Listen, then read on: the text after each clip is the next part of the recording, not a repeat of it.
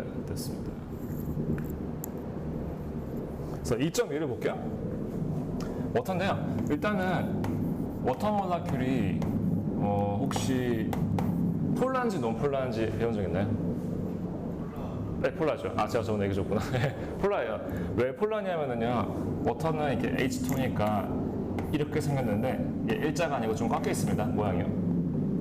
그리고 요 이렇게 짝대기로 그린 요 짝대기에는 사실 일렉트론이 들어있는 거예요. 우리가 보통 그냥 짝대기로 그리지만은 사실은. 그래서 조금 더 정확하게 보자면은 저 짝대기 속에 일렉트론이 2개 들어있어가지고 이렇게 옥시전이랑 하이드로젠이 일렉트론을 나눠 가지고 있는 이런 모양이거든요. 그리고 여기에 더 있어요. 다시 일렉트론이 2세트가 이런 모양입니다. 그래서 이 공간 안에 일렉트론이 2개 들어있는 거예요. 근데 옥시전하고 하이드로젠하고 일렉트론을 당기는 힘이 좀 차이가 나요. 그래서 일렉트론을 먹으려고 하는 힘이 옥시전이 훨씬 셉니다. 하이드로젠보다. 그래서 일렉트론이 한가운데 있는 게 아니고 이렇게 조금 더 옥시전 쪽으로 쏠려 있어요. 그래서 워터 몰라큘 하나 있을 때 이 전체를 봤을 때 이 위쪽에 옥시전 사이즈가 약간 네게티브고요. 이 H 사이드가 약간 포지티브가 돼요. 이게 약간이라는 뜻이거든요. partial charge를 말하는 건데 약간 포지티브, 그리고 약간 네게티브. partial positive, partial negative라는 뜻입니다. 뭐 굳이 몰라도 돼요. 그러니까 워터가 있을 때 O 쪽은 약간 네게티브하고 H는 약간 포지티브한 쪽이야. 왜냐하면 워터 안에 들어있는 일렉트론이 O로 쏠려 있기 때문에. 그래서 이렇게 하나의 물질 안에서 네게티브한 부분이 있고 포지티브 부분이 둘 다 있는 경우를 보고 폴라라고 합니다. 그래서 워터는 굉장히 폴라해요. 그리고 이거를 예전에 우리가 뭐 멤브레인 볼 때 봤지만은 워터가 폴라니까 워터랑 친한 친구는 하이드로필릭이라고 부르고 워터가 폴라니까 워터를 별로 안 좋아하는 non-polar substance는 하이드로포빅이라고 불렀습니다. 그렇죠? 그래서 워터가 엄청 폴라인데 워터가 폴라고 뭐 폴라란 말은 챕터 1에서 봤던 것처럼 하이드로필릭이랑 같은 말이에요. 왜냐하면 찰지가 있는 물질은 서로서로 붙어버리니까. 자, 그러니까 폴라 서브스턴스는 서로서로 붙는 걸 좋아하니까 워터 몰라큘이 많이 있으면 워터가 지네끼리 붙는 걸 좋아할 겁니다. 그래서 워터가 지네끼리 붙어요. 그걸 그려보자면은 H가 약간 포지티브고 O가 네게티브니까 하나의 워터 몰라큘이 있고 옆에 있는 또 다른 워터 몰라큘이 있을 때 이런 식으로 하나의 H와 옆에 있는 옥시전 사이 이런 식으로 인터랙션이 있습니다. 붙어버려요. 그래서 이런 종류의 포스를요 우리가 크게 부를 때는 intermolecular force라는 이름이 있어요.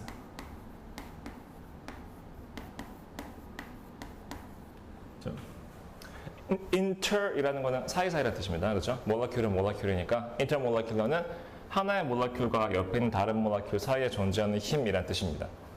그러니까 intermolecular force가 아닌 거는 이 그림에서 제가 하얀색으로 그린 겁니다. 그죠? 이 그림에서 흰색으로 그린 거는 intermolecular가 아니에요. 왜냐면 molecule 내부에 있는 거니까. 그거는 뭐 굳이 이름 붙이자면 intramolecular라고 하고요.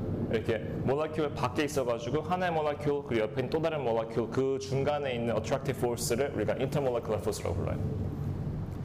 자, 이게 intermolecular force의 종류가 여러 가지가 있는데 우리는 케미스트리가 아니기 때문에 자세히 배우지 않고요. intermolecular force 중에서 가장 강력한 게 하이드로젠 본드라는 것입니다. 자, 잠깐 나왔었죠, 전에.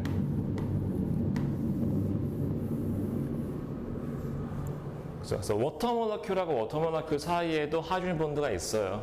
이 하이드로젠 본드는 우리가 저번에 잠깐 봤던 그 프로테인에 있는 거랑 같은 거예요. 그렇죠? 그리고 자주 나와요. 바이오에서 어떤 좀 약간 인터랙션이 필요할 때는 이걸 많이 씁니다. 그래서 문제 답을 쓸 때는요, intermolecular force라는 말을 굳이 안 써도 돼요. 이건 그냥 제가 그 force의 특징을 보여주기 위해서 쓴 거고요. 문제 답을 쓸 때는 하이드로젠 본드라고 쓰면 됩니다. 그래서 워터와 워터 사이에 존재하는 힘이 하이드로젠 본드고요. 요거를 그리시오가 나오거든요. 3점으로. 그릴 때 이렇게 그려야 됩니다. 득점 포인트가 하나의 옥시전하고 옆에 있는 다른 친구 H가 연결되는 걸 보여줄 것이 조건이고요. 그리고 점선으로 안 그리면 깎아. 1점. 점선이에요. 점선이 아니라는 것은 intermolecular force가 아니라는 거거든요. 왜냐하면 실제로 이 노란색 화살표가 실제 존재하는 거 아니에요. 약간 중력 같은 거야. 자석 같은 거야. 눈에 안 보이지만 뭔가 당기는 그런 의미이기 때문에 점선으로 표시해야 됩니다.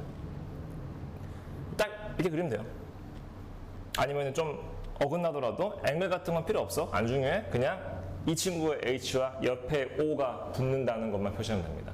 그 책에 있는 그림이 더 잘 그렸죠. 그게 현실 세계 그림인데 이 정도 그리면 됩니다.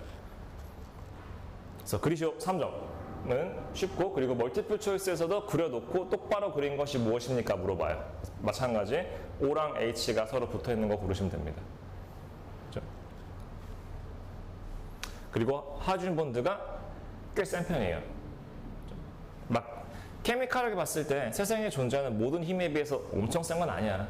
왜냐면 저번에 봤던 것처럼 다이설파이드가 센 거거든요. 그러니까 이거는 막 어마무시하게 센 건 아닌데, 근데 intermolecular force 중에서는 상당히 센 편입니다. 그래서 꽤 강한 걸로 치시면 돼요. 그러니까 막 전체로 봤을 때 세상에 존재하는 모든 힘을 봤을 때는 약한 속에 드는데요. 왜냐하면 intermolecular force 자체가 세지 않거든요. 근데 이 중에서는 얘가 제일 셉니다. 그러니까 뭐 약한 거 중에 제일 센 거예요. 그러니까 꽤 강한 편이야. 엄청 진짜 센 건 아니지만. 자, 요게 본드가 intermolecular force, 즉 하이드로젠 본드가 세다는 건 무슨 말이냐면은 이거를 부수고 싶으면 에너지가 많이 필요하단 말입니다. 그러니까 물을 끓일 때 에너지가 많이 필요할 거예요. 자, 끓인다는 게 이걸 부수는 거예요. 지금 리퀴드거든요.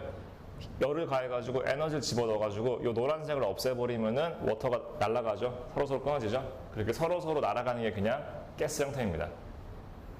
얼음이랑 그 리퀴드 워터랑 그리고 워터 베이퍼 셋 다 워터예요. H2예요.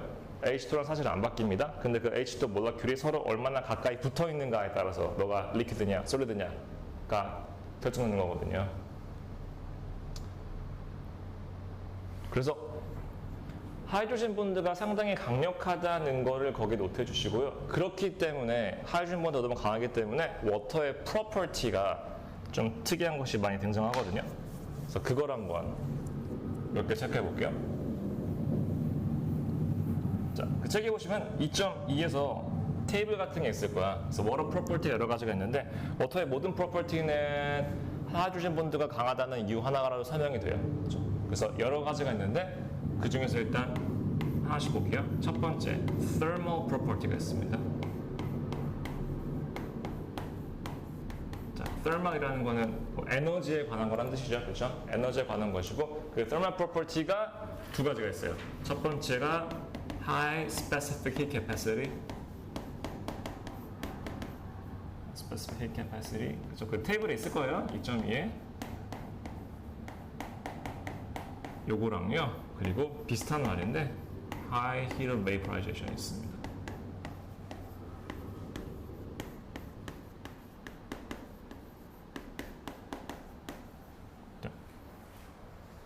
약간 비슷한 말이긴 하거든요. 근데 좀 달라. 일단 specific heat capacity는 케미스트리를 배우면 좀 자세히 배울 거예요. 뭐 정확하게는 워터가 4.18 줄 per gram 뭐 도스이다 이런 게 있거든요. 수는 몰라도 돼. 우리가 이걸 배우진 않습니다. 근데 대충 보시면 뭔지 알겠지만은 1g 워터를 1도씨를 올리고 싶을 때 에너지가 4.18 줄이 필요하다 이 말입니다. 그러니까 specific heat capacity definition 그거예요. 어떤 물질이 있을 때 그 물질 1g의 온도를 1도씨 올리고 싶을 때 에너지가 얼마나 필요하냐는 겁니다. 그리고 이게 높은 편이야. 왜냐면은 뭐 일반적인 메탈 같은 경우는요, 저게 0.4 정도예요. 그러니까 specific heat capacity가 4.18인 물질이랑 0.4인 물질이랑 비교하면은 똑같은 에너지를 집어넣었을 때 더 많이 온도가 올라가는 거는 저게 낮은 친구죠. 그렇죠? 4.18 줄을 집어넣었어. 물은 온도가 1도 올라가요. 근데 4.18 집어넣었어. 그럼 메탈은 온도가 10도 올라갈 겁니다. 그렇죠?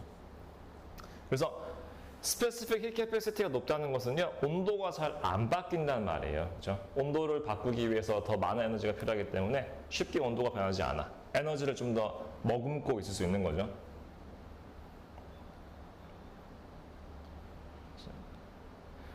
그래서 워터는 스페시픽 힐 캐패시티가 높습니다. 왜냐 물어본다면은 아까 말했던 하이드로젠 본드 때문이에요. 왜냐면 하이드로젠 본드 사이사이, 즉 워터 사이사이에 약간 꽤 강한 힘으로 붙는 거기 때문에 워터 몰라큘이 약간 움직일 수 있는 힘이 떨어지거든요. 에너지를 가해가지고 워터 몰라큘이 막 움직여가지고 떨고 이래야지 막 진동이 되고 이래야지 마찰열이 발생하는 건데 얘는 약간 다른 물질에 비해서는 워터는 꽤 단단하게 고정되어 있기 때문에 많이 움직이지 않습니다. 뭐 이유까지 안 물어보겠지만 그러니까 온도가 잘 안 바뀐다는 건데 야, 이 특징이 우리한테 꽤 좋아. 왜냐면은 그렇기 때문에 인간이 혹은 다른 생명체가 몸의 온도를 유지하는 데 유리할 것 같습니다. 그렇죠? 인간 몸은 37도여야 돼요. 벗어나면 안 돼요. 근데 밖에 나갔어. 캐나다야. 바깥에 영하 20도야. 그러면 몸의 온도가 영하 20도가 돼요. 그러면 죽어요. 그렇죠? 바로 죽어. 즉사합니다. 그러니까 바깥에가 마이너스 20도라도 아니면은 플러스 40도라도 몸은 37도를 유지를 해야 됩니다. 쉬운 일은 아니야. 쉬운 일은 아닌데 꽤 어려운 일이기 때문에 포유류하고 조류만 할 수 있거든요. 원래 몸의 온도를 유지하는 거는. 근데 어차피 살아있는 생명체의 몸은 거의 대부분이 물이잖아요. 그죠? 7, 80% 워터이기 때문에 워터가 스페시픽 히트에서 높다는 것은 뭐 그거를 좀 도와줄 것 같아요. 그래서 몸의 온도를 일정하게 유지하는 데 도움을 줍니다. 그리고 하나 더 있어요. Stable aquatic environment 를 유지하는 것도 도움이 됩니다. 자, 물의 온도가 잘 안 바뀌어요. 그러니까 바닷속 사는 생명체들 입장에서는 되게 좋은 일이에요. 왜냐하면 온도가 많이 안 바뀌는 게 좋은 거예요. 그래서 물이랑 땅이랑 사실 둘 중에 더 살기 좋은 곳은 물입니다. 왜냐면 물은 별로 많이 추워지지 않고 많이 더워지지 않고 그냥 가만하거든요. 일정하거든요. 그렇죠? 그래서 최초의 생명체가 저기서 나왔죠. 바다에서 나왔죠. 그 이유 중에 하나가 저거예요. 왜냐하면 바다가 더 온도 변화가 적기 때문에. 그래서 워터의 스페시픽 히트 캐패시티가 높다는 것 때문에 저 두 가지, 그죠? 여러 가지 생명체들에게 도움이 되는 일이 발생했습니다. 그래서 스페시픽 캐패시티의 데피니션 물어볼 거고요. 그리고 그것이 어떤 임플리케이션 가지고 있는지 써라 나올 거거든요. 점수 많이 나죠. 한 뭐 2점짜리거든요. 그래서 그냥 요거에 대한 현상 설명하시면 되고 뭐 좀 더 자세한 설명은 테이블에 들어 있을 겁니다. 근데 어차피 1점짜리라 가지고 그냥 한 줄로만 설명할 수 있으면 돼요. 자, 밑에 것도 비슷한 거거든요. Heat of Vaporization은요, vaporizing, 그러니까 리퀴드인 거를 끓여가지고 보일링해서 가스로 만들 때 에너지가 얼마나 필요하냐 하는 말입니다. 약간 비슷한 느낌이에요. 그러니까 이거는 온도를 올릴 때 얼마큼 에너지가 필요하냐, 이거는 리퀴드를 끓여가지고 가스로 만들어 버릴 때, vaporizing 할 때 에너지가 얼마나 많이 필요하냐는 건데, 자, 역시 이것도 높아요. 왜냐면은 vaporizing이라는 것은 워터와 워터 사이에 있는 그런 하이드로젠 본드를 깨버리는 건데 이게 세니까 에너지를 좀 많이 집어넣어야 떨어지거든요. 그래서 자연상에 존재하는 대부분의 물질보다 워터가 보일링할 때 에너지가 좀 더 많이 필요한 편이에요. 그래서 물이 증발할 때는 에너지가 좀 많이 필요하다라고 적으시면 되고요. 역시 이것도 임플리케이션을 하나 아셔야 되거든요. 거기 나와 있을 거야. 테이블에 보시면은요.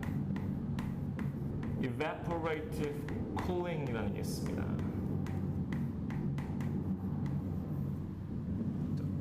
땀이에요. 땀을 흘립니다. 더우면은 땀을 흘리도록 돼 있어요. 왜냐면 땀이 나면은 피부 표면에 땀이 생기고 그리고 내버려두면은 증발해요.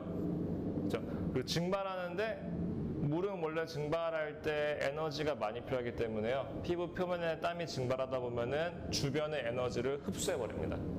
그래서 몸에 있는 열을 흡수하는 거예요. 그래서 물이 증발할 때 주변의 에너지를 많이 먹어버리기 때문에 땀을 흘리면은 스웨트이 증발하면서 그 피부에 있는 에너지를 흡수해 버리는 것 때문에 땀을 흘리면 좀 시원해지는 겁니다.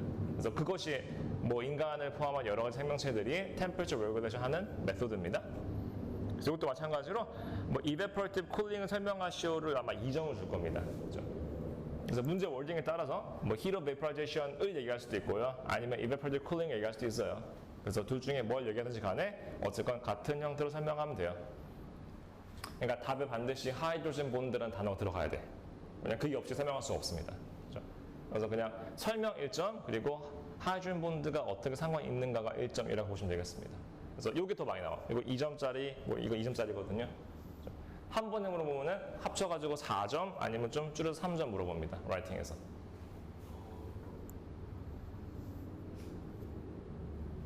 제 2점이요. 두 번째. 두 번째 거요. 네, 2점짜리요. 뭐 문제의 월딩이 다 달라지는데 문제에서 이 단어 적었으면은 이게 답에 들어가야 되고요. 문제에서 이걸 물어봤으면 답에 이게 들어가야 돼, 단어가. 그래서 예를 들어서 만약에 heat of vaporization이 워터가 꽤 높은 편인데 그게 왜 중요한 거야? 물어본다. 아, 그러면은 워터는 베이퍼라이징 할 때 에너지가 많이 필요하기 때문에, 왜냐하면은 하이드로젠 본드 때문에, 그렇기 때문에 evaporative cooling이 가능하다. 이건 어떤 거냐면은 땀이 증발할 때 피부 표면에 열을 흡수하기 때문에 몸의 온도가 약간 차가워지는 그런 현상이다. 이렇게 쓰면 돼요. 그렇죠? 아니면 그냥 thermal property 다 쓰세요. 물어보면 뭐 4점 줄 거고요. 그렇죠? 반드시 하이드로젠 본드라는 단어가 답에 들어가야 됩니다.